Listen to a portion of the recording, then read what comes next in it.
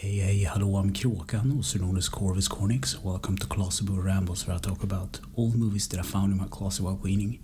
This week's movie is Improbable. It's part of the later seasons of the X-Files, and it's about 42 minutes long. It starts with a card game in a casino, and a guy loses, and he goes up to this bar and talks to a guy, an old gentleman played by Burt Reynolds. And then he goes into the bathroom and kills a woman.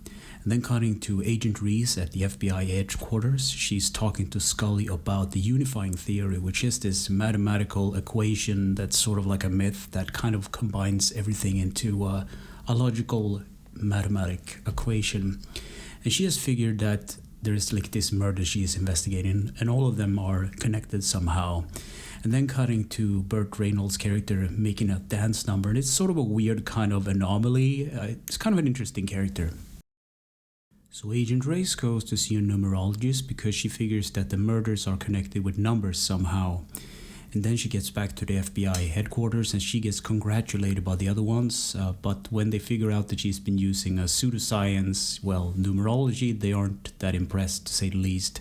And sometime later, the killer actually kills the numerologist, and there's the funny part with Burt Reynolds again. He's like playing dominoes outside where they're doing this investigating about the killing, and the killer avoids contact with the FBI by sitting down with the old man to look at him putting down the dominoes, which is kind of a funny scene because throughout the episode it's not really clear what Burt Reynolds' old character, this dude, is doing, but he is interested in this killer somehow.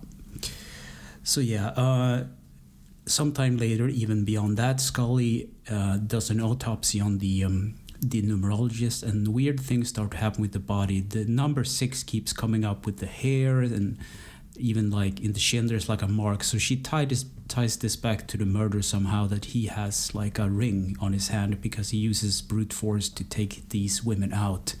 And sometime later, even beyond that, Scully and Reese shares an elevator with the killer, and they figure out that it's him, and they chase him down to this garage area where they lose him. So down in this garage area, they run into the old man, and they're basically locked in there.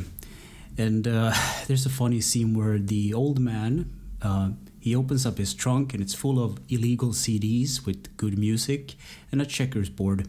So they have nothing to do, so they play checkers, and then the light goes out, and then they realize that the killer is still there, and then John, this other FBI agent, arrives just by pure luck, and he guns down the killer because he was still left in the parking space. And when they look for the old man, he's gone, and it's kind of weird. He couldn't escape because every other exit was blocked off.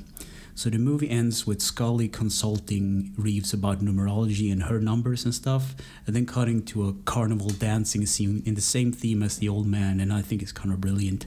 But that's pretty much the end of the movie. So what did I think about this episode?